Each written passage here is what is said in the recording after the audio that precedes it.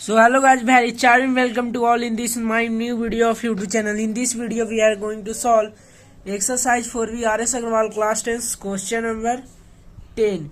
ये question number 10 काफी है। इसमें जो हमारा जैसे हम लोग जीरो फाइंड करते थे किसी भी क्वाड्रेटिक इक्वेशन का फैक्टराइजेशन करके, यानी उसका मिडिल पार्ट को स्प्लिट करते थे और उसका फैक्टराइजेशन करते थे, तभी हम उसका निकाल पाते थे क्या, zero. But in this case हम एक डिस्क्रिमिनेट निकालते हैं, यानी डी का वैल्यू निकालते हैं with the using coefficient of x square x and constant term, जिससे हमारा जो वैल्यू निकलता है उसको किसी फॉर्मूले में पुट करते हैं, जिससे हमारा क्या निकल जाता है, जीरोज ऑफ पॉलिनोमियल। तो चले इसे बनाना स्टार्ट करते हैं।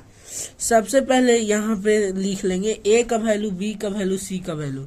यहाँ पे कोफिशिएंट ऑफ ए मतलब कोफिशिएंट ऑफ एक्स स्क्वायर यानी √3, coefficient of B 10 and coefficient of C -8 √3। ठीक है, नो एनी डाउट्स, ये आ गया। अब इससे हम लोग एक डी, जिसका नाम हम लोग बोलते हैं डिस्क्रिमिनेंट, ये हमारा लिखा हुआ है डिस्क्रिमिनेंट। उसका नाम क्या है, डिस्क्रिमिनेंट। हम लोग डी का वैल्यू बराबर डिस्क्रिमिनेंट का, इसका निकालने का फॉर्मूला होता है बी स्क्वायर -4ac। तो बी का वैल्यू हमारा 10 का स्क्वायर -4 गुने √3 -8 गुने √3। ठीक है, तो 10 का स्क्वायर 10 100 हो जाएगा, माइनस माइनस माइनस प्लस हो गया, 8 चौको 32, 8 चौको 32, 8 चौको 32 और √3 गुने √3 क्या होता है आप सभी को पता ही होगा।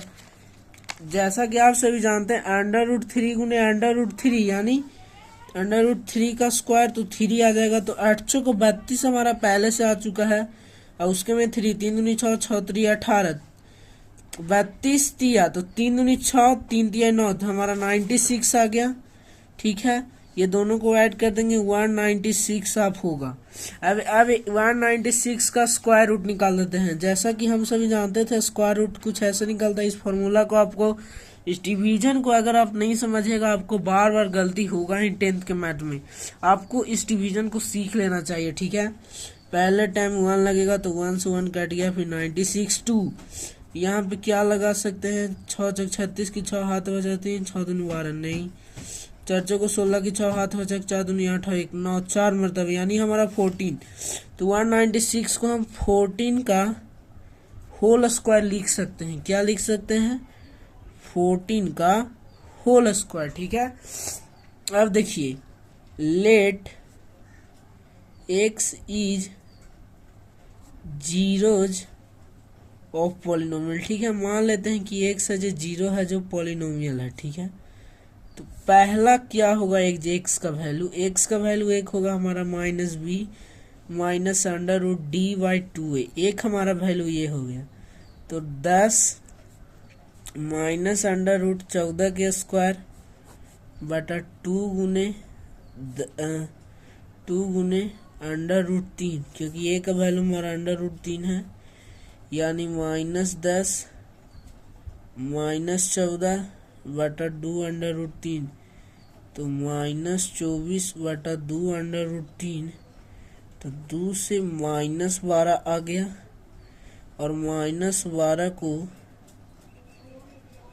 -12 में हमारा क्या क्या आ सकता है, 8 तिया। ठीक है, यानी -8 गुने √3 गुने √3 लिख सकते हैं, डिवाइडेड बाई √3।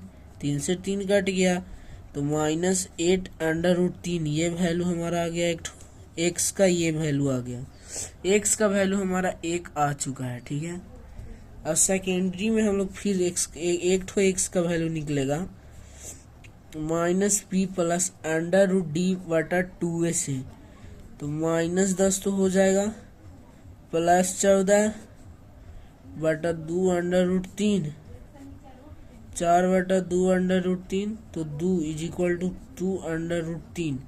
अब देखिए √3 से मल्टीप्लाई नीचे √3 से, तो ये तो 3 हो गया, तो 2 √3/3। आई होप आप समझ गए होंगे। तो एक हमारा x का वैल्यू ये आया, x का वैल्यू है। तो 4V क्वेश्चन नंबर 10 10 देखिए 10 का आंसर हमारा गया 2 √3 and x is equal to -4√3। हाँ, तो हम इसे फर्दर सिंप्लीफाई करेंगे, क्योंकि ये 12 आया था, यहाँ पे गलती हो गया, ये 4 होगा तभी ना। 3 से 3 कटेगा तो 3 आ जाएगा, और 4 तिया -4 गुने 3 तो 4 तिया 12, तो ये हमारा 4 हो जाएगा। तो x इज इक्वल टू -4√3। आप समझ रहे हैं बातों को। ये क्वेश्चन काफी आसान जाने वाला है। इस प्रकार से without factorizing any fraction, without doing anything, by finding its discriminant and by putting this and this, in this case value of d, we got the zeros of the polynomial. It's a clear। आप लोग इस chapter को अच्छे से समझिए, बनाइए।